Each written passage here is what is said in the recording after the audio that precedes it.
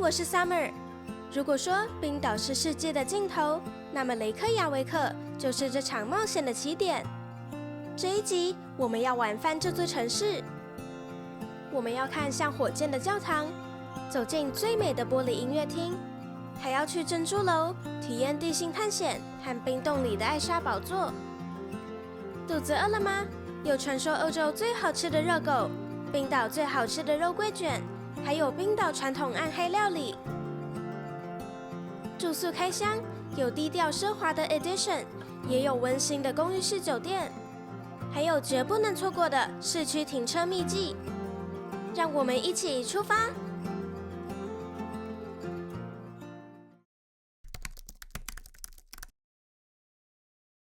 来到雷克雅维克，第一站绝对不能错过最著名的地标哈尔格林姆教堂。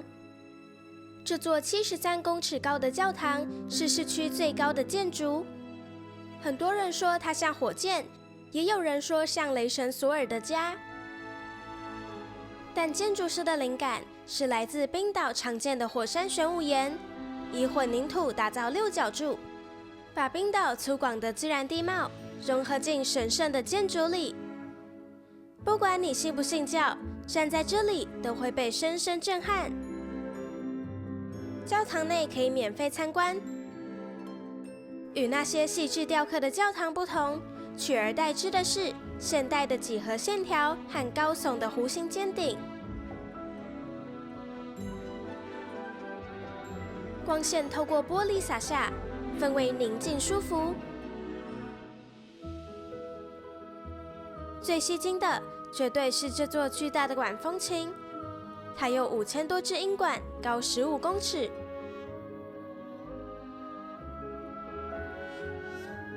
参观完别急着走，教堂里有纪念品店，大多是教堂造型的小物，有可爱摆饰、明信片等。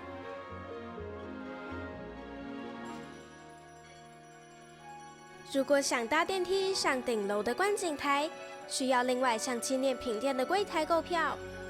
观景台可以俯瞰市区全景，我把相关资讯整理在画面上了。离开教堂，走几分钟就能顺便逛逛观光客聚集的劳格威格尔购物街。这里满街都是纪念品店，虽然大部分都很制式，但第一间就挖到宝。你看这些维京人和海鹦鹉的插画，是冰岛设计师的作品，超级可爱，我立刻买了一些。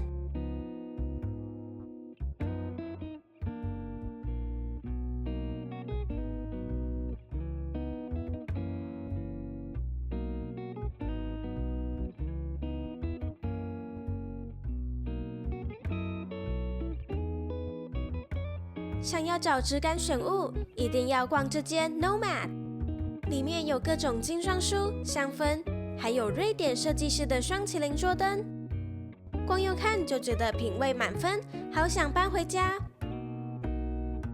这条街的店多到逛不完，我们还发现传说中的冰岛精灵。这间店门口的北极熊太可爱了，忍不住就走进去看看。进去后又忍不住模仿它。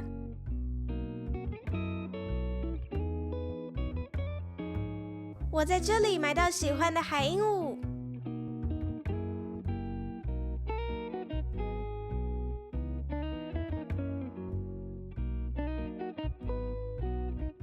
如果想找特别点的纪念品，推荐这间 Remember Reykjavik。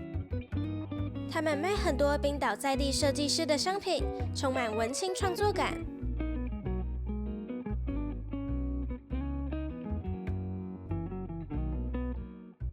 这是冰岛艺术家手绘明信片，我和妈妈都特别喜欢，一共买了3张。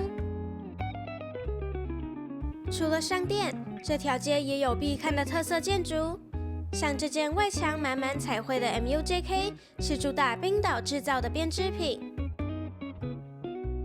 还有冰岛知名户外品牌北纬66度。也有蓝湖温泉的专卖店。这家来自哥本哈根的 Flying Tiger 贩卖平价生活杂物，就像北欧版的10元店，东西缤纷又充满幽默感。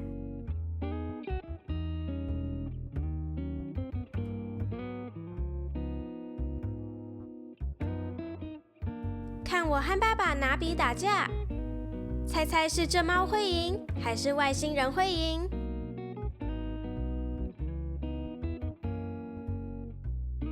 这间写着 Tourist Info 的店，要注意它是私人旅行社，不是官方游客中心哦。但进去拿免费地图，或是参考一下活动资讯还不错。这里也是购物街的尽头，刚好可以接上大名鼎鼎的彩虹街。顺着地上的彩虹走，就可以一路逛回教堂喽。这道地上的彩虹不只象征社会的多元、爱与包容，在北欧神话里，彩虹桥更是连接神之领域的通道。街上也有几间纪念品店，但逛起来大同小异，我们就快速略过了。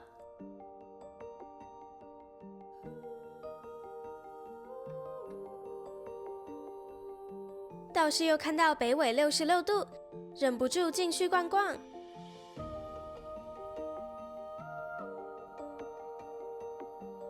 结果我们竟然成功守住荷包。不过，这间主打冰岛设计师选物的 Romagarding 真是让人眼睛一亮。有每只都独一无二的木雕鸟和栩栩如生的鸟标本。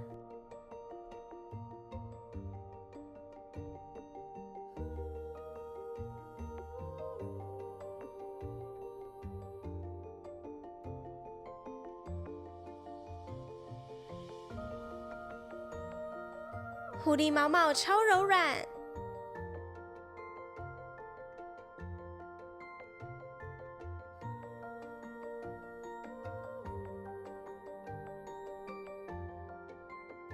这位插画家的作品风格相当幽默。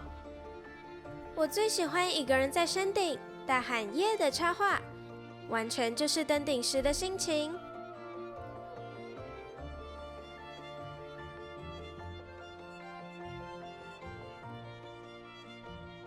身为书虫，绝不能错过冰岛最古老的书店品牌 Penning Amundsen。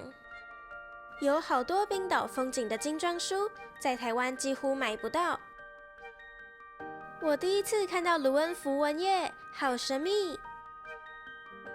冰岛旅游书和绘本都好值得收藏。现在我最大的烦恼就是担心行李会不会超重。不知不觉又走回哈尔格林姆教堂。大家安排行程时，建议把前面的3大景点排在一起，可以顺路走一个大三角哦。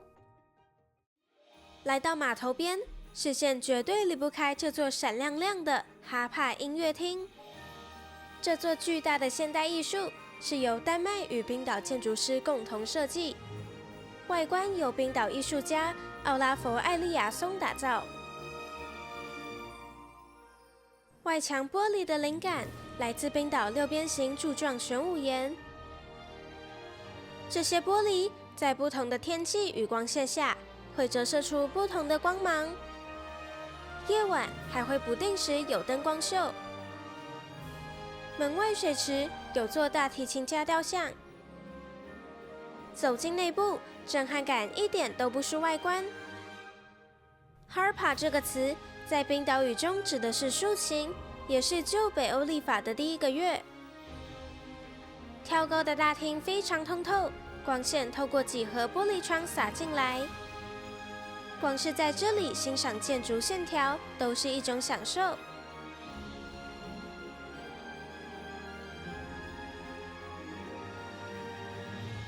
音乐厅里也有餐厅，几盏欧伊夸塞吊灯特别吸睛。角落有展示建筑模型。音乐厅有每日导览，可以向购票柜台询问。音乐厅 B1 有座飞越火山口的飞行剧院，看起来好像很刺激，不过票价有点贵。我们不确定值不值得，最后讨论一下，决定先略过。上2楼可以更近距离欣赏6边形柱状的玻璃帷幕。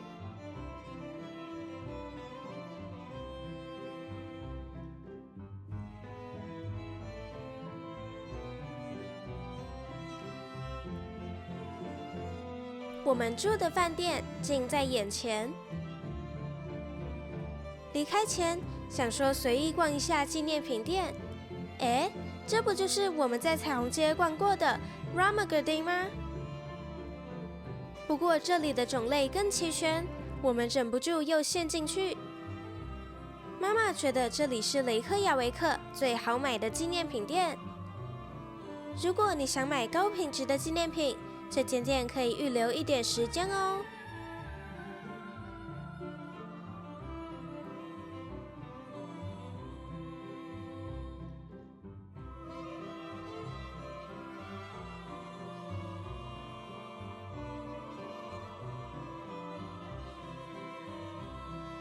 逛完 Harpa 别急着离开，旁边这个加利卡尼海滩很适合顺路走走。这里最特别的景象就是岸边大大小小的石头堆，不知道从什么时候开始，来这里的人都喜欢随手叠几个石头。站在这里也可以远眺对岸的山峦，构成一幅平静的画面。而市中心也有一片宁静的角落——托宁湖，它就像这座城市的一片绿洲，随时都能看到有人在散步或慢跑。我们发现一个被石头包住头的雕像，我猜它应该叫亚历山大吧。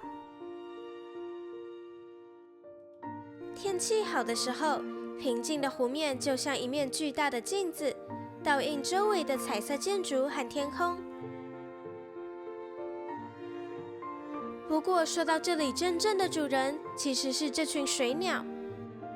托宁湖是重要的鸟类栖息地，常年聚集了40-50种不同的水鸟。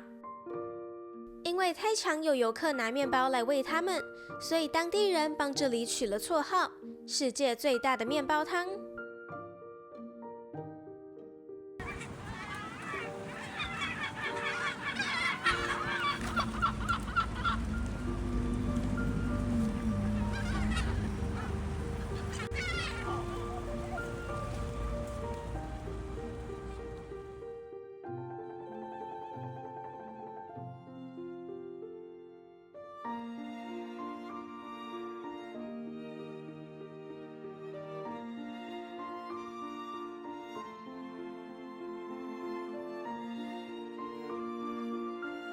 托宁湖上的桥可通往雷克雅维克市政厅。我们要来看藏在1楼的宝藏，就是这个巨大冰岛立体模型图。整座岛屿的山脉、冰川、火山和峡湾都依照比例真实呈现。当你亲自环岛1圈，再看每一块地区，脑中都会浮现当时的画面，有种难以言喻的感动。这就是我们践行的冰川。我们在这个遗世独立的峡湾，看见成千上万的海鹦鹉，还有风景千变万化的斯奈山半岛。最后要介绍的景点是珍珠楼，它是冰岛自然博物馆。它是由6个已废弃的地热水储存桶改建。上方的玻璃穹顶是360度的观景台。进入大厅后，发现这里别有洞天。由于里面的展览和体验很多，必须依指示的动线参观。首先进入的是火山与地热展区。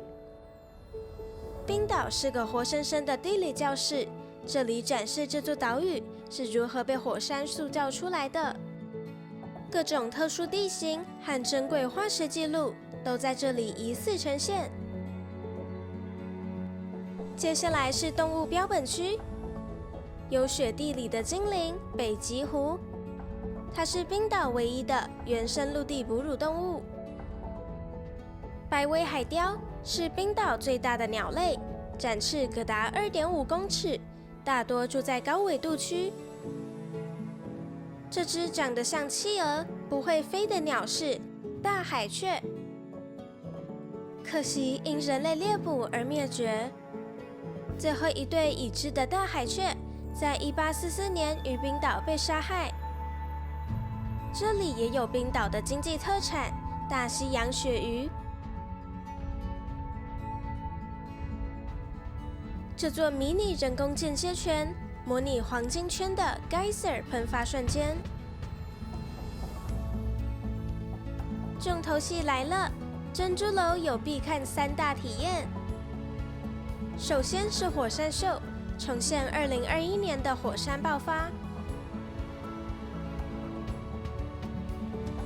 这简直像在游乐园玩设施一样，椅子底座会动，整个人被环绕荧幕包围，加上电影级的配乐，身临其境感超强。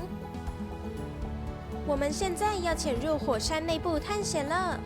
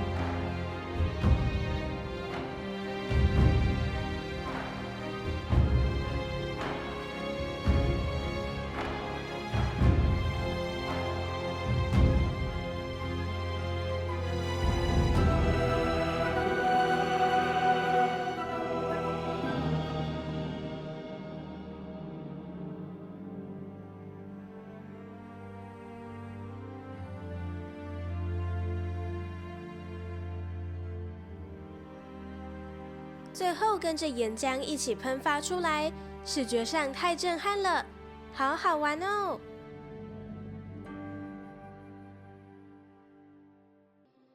刚感受完火山的热度，下一秒我们就要瞬间启动，进入人工冰洞，里面超级冷。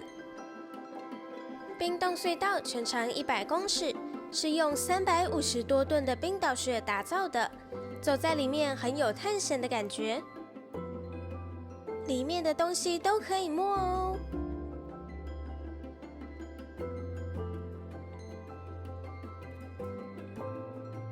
有些地方还有漂亮的灯光变化。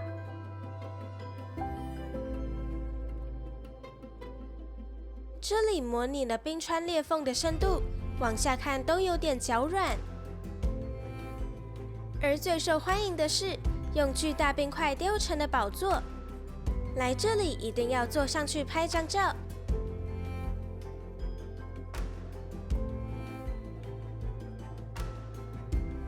走出冰洞，接着来到冰川展厅，有互动体验可以玩。我好像有魔法了。荧幕中记录有史以来的冰川位置，画面上的冰川因气候变迁不断退缩，让人反思环境保护的重要。还有模型介绍各种冰川地形。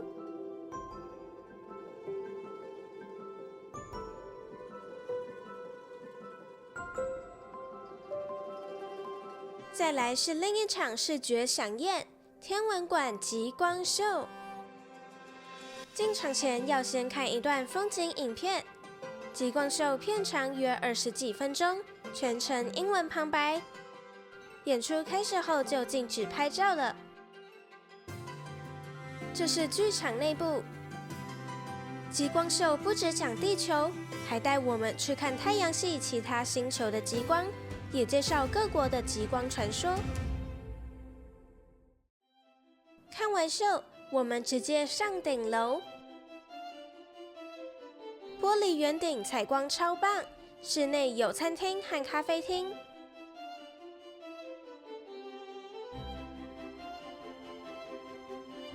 而最不能错过的，还是户外这座360度观景台。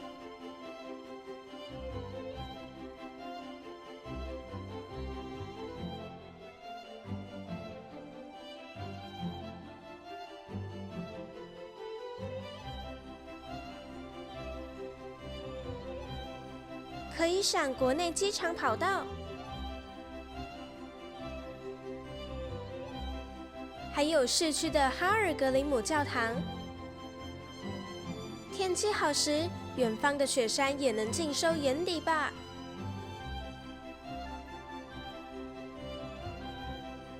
回到室内，逛逛顶楼的纪念品店，又有很多新奇的小物可以慢慢看。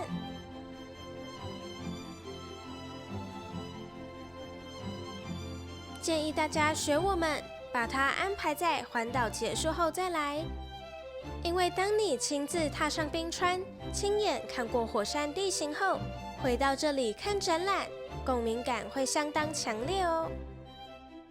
原本我们都担心看遍美景后，这里会感觉比较无聊，结果全家都很喜欢。看了那么多美景，肚子也饿了吧？接下来带大家去吃雷克雅维克7街美食。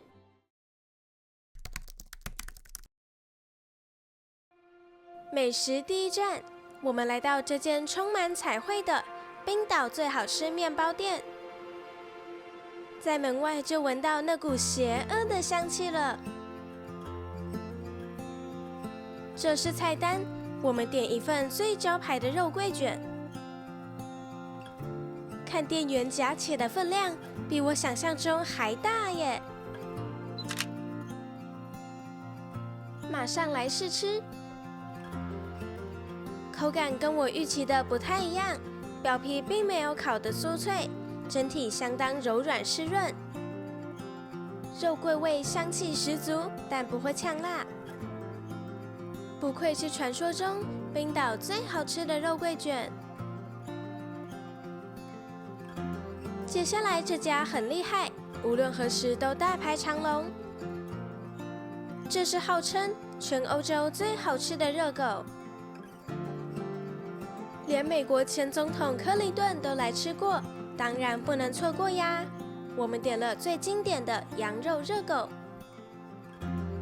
这是用冰岛羊肉混合猪肉和牛肉做的，吃得到淡淡的羊肉香气，但完全没有骚味。皮脆肉多汁，难怪大家愿意排队。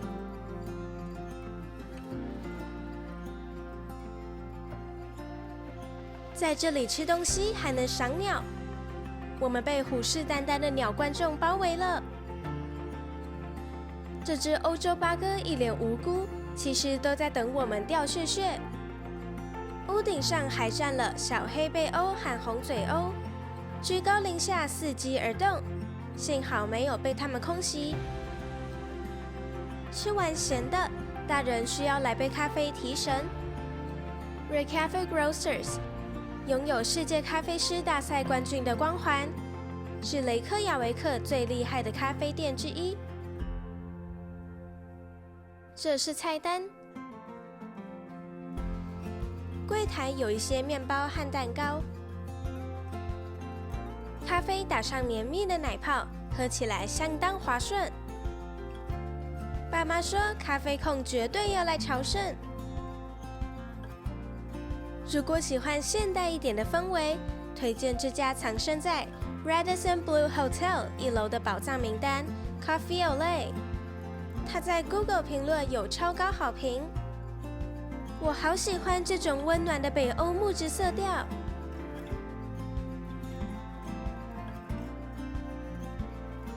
这里也有卖面包和蛋糕，我们点了原味和巧克力可颂。原来连面包都令人惊艳，你看这个表皮，烤成完美的焦香棕红色，光用看的就知道一定很酥脆。配上一杯拿铁咖啡，妈妈说这里的咖啡很有水准，跟冠军咖啡店有得比哦。来冰岛不挑战一下冰岛传统暗黑料理，好像说不过去。于是我们决定吃这方面很知名的 Islandski Balling。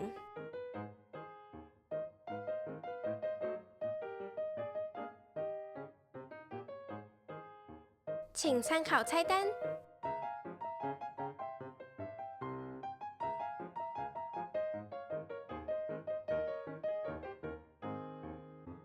我们总共点了4道菜。话说在前头，虽然是怪怪料理，但美味程度是这趟旅行的前几名。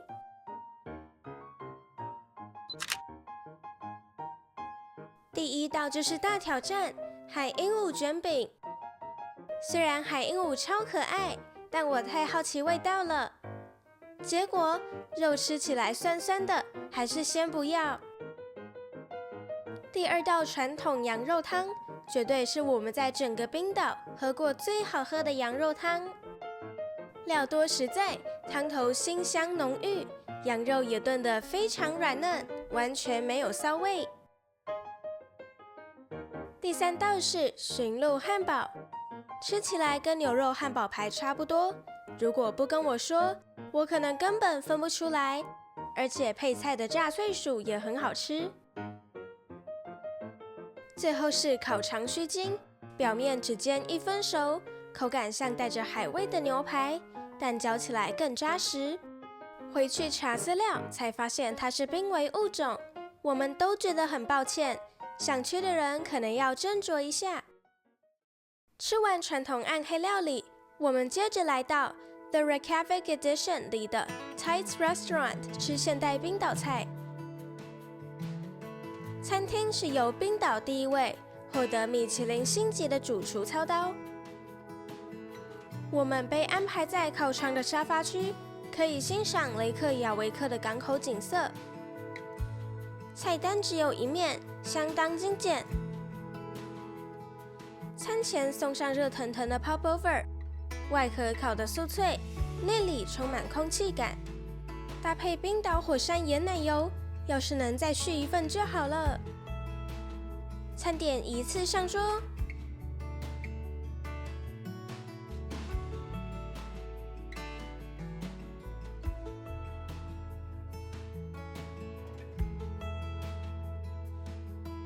第1道是北大西洋雪蟹沙拉，蟹肉大块饱满，吃起来超级鲜甜，保留了大海的滋味，还有清新的酱汁点缀。第2道是龙虾意大利饺，不止饺子里有包馅，还有完整一条龙虾肉，手工饺皮很 Q 弹，沾一点金黄色的海鲜酱汁，就能让鲜味在口中爆发哦。第3道是炭烤牛菲力，我们点了3分熟，表面有炭烤的焦香，入口后肉汁都锁在里面，但需要比平常费力咀嚼。第4道是菲力羊排，完全没有羊骚味，比刚刚的牛排还要嫩，推荐来冰岛一定要多吃羊肉。最后一家餐厅是相当热门的名店 Messing， 没想到却变成这趟旅程印象最差的一餐。一进门，油烟味就重到让人坐不住，桌子还油油黏黏的。菜单看起来很丰富，但实际吃下来却有种偷工减料的感觉。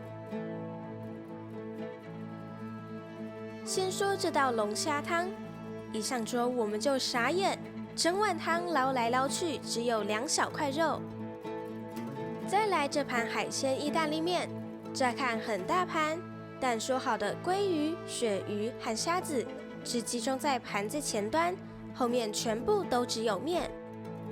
大家唯一觉得好吃的只有这个鲑鱼汉堡，但因为店里油烟味越来越可怕，我们只想赶快逃离现场。虽然这一餐不太尽兴，但没关系，好的住宿绝对能治愈身心。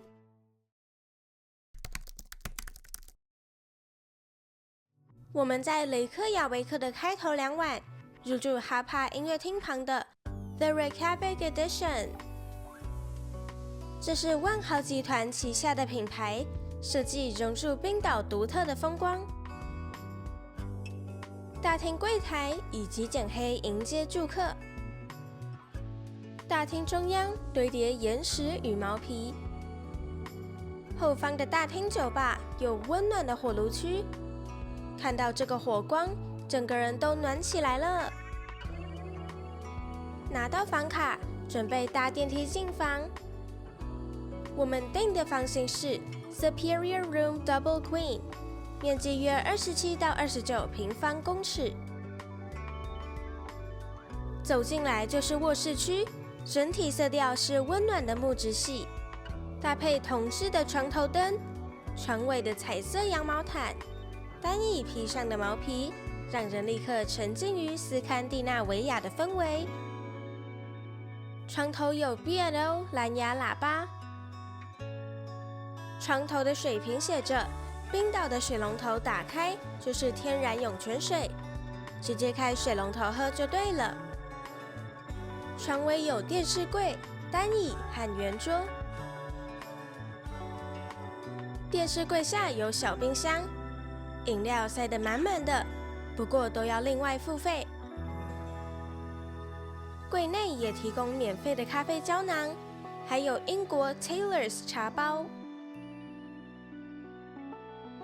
还有筷子壶，以及付费的零食和面膜。桌上的气泡酒是饭店的迎宾小礼。身为未成年少女，我只能在旁边喝冰岛泉水了。衣柜里有2件成人浴袍，摸起来厚实舒服。接着来看浴室，延续饭店的简约风格。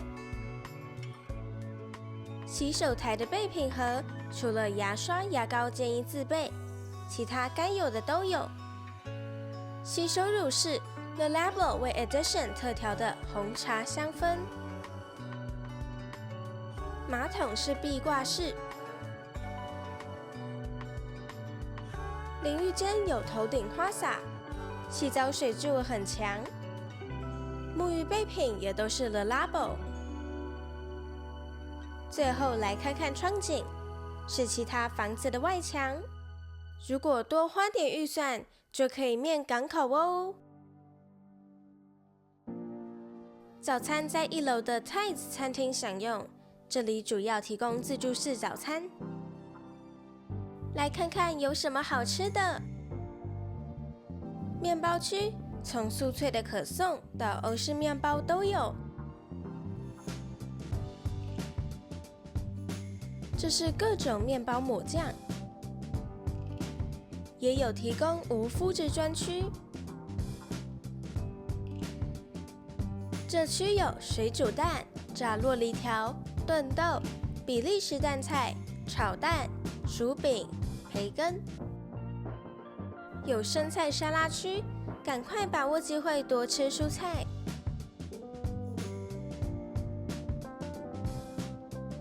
绝对不能错过烟熏鲑鱼，有各种火腿和 cheese， 还有每轮都必拿的虾。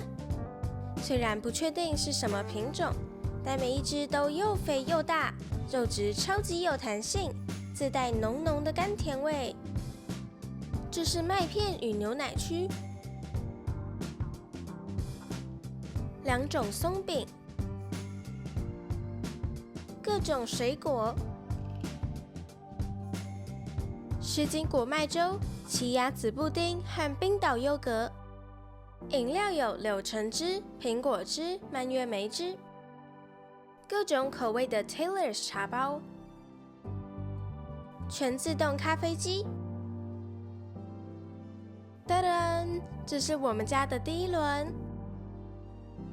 每一道菜都在水准之上，配上舒适的环境，绝对是开启美好一天的最佳方式。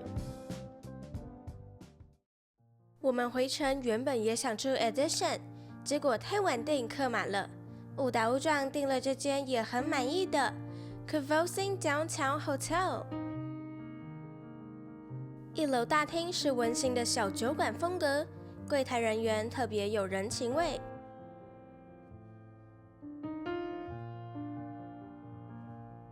房间是用密码锁进出，我们3人入住，订的房型是 Biggest Room， 果然是公寓式酒店，有宽敞的客厅，采光非常好。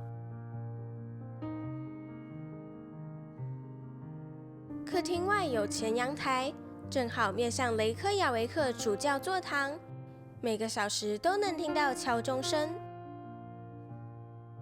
客厅角落有一个附洗手台的吧台，配备 Nespresso 胶囊咖啡机，还有 Taylor's 茶包。浴室有干湿分离，淋浴水压也很足。这是我的次卧，布置得温馨好睡。往大门另一侧走，这里居然还有一个主卧专属小客厅，它跟主卧之间有拉门隔开。主卧里有整面墙的吊衣区。从主卧小客厅走出去，后面居然还有超大后阳台。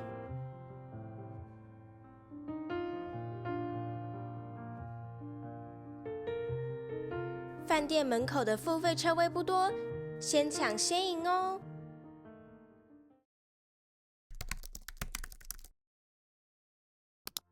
首先，停车缴费就靠 Parker App， 建议在台湾就先下载，并绑好信用卡，到当地才不会手忙脚乱。有租特斯拉的话，这2个充电 App 也是必备。再来是省钱的关键。市区停车分4大区块 ，P1 红区最贵 ，P2 蓝区其次。想省钱就多走几步找 P3， 停越久费率越低。最后，为了让大家更方便规划行程，我把这支影片介绍的所有景点、美食和住宿全部整理好了，连结放在影片下方资讯栏。点进去就能储存到你的 Google Maps。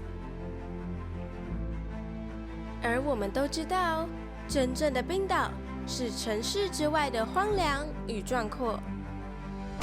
下一站，我们公路见。